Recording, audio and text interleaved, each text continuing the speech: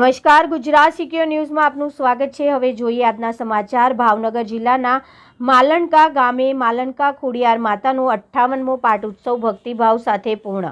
ભાવનગર જિલ્લાના માલણકા ગામ ખાતે આવેલા ખોડિયાર માતાના મંદિરે 58મો પાટ ઉત્સવ ભક્તિભાવ સાથે પૂર્ણ થયો।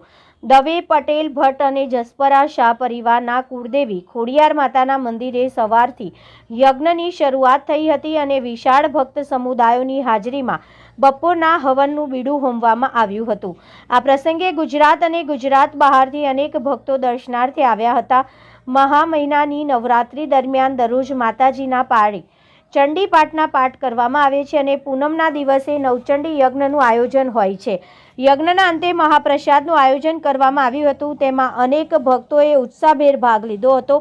કાર્યક્રમને સફળ બનાવવા સંસ્થાના ટ્રસ્ટીઓએ ભારે જહેમત ઉઠાવી હતી અને ભક્તજનોએ તન મન અને ધનથી સહકાર આપ્યો હતો। અહેવાલ doctor Rohit H Dave, Gujarat secure news, Bhavnagar.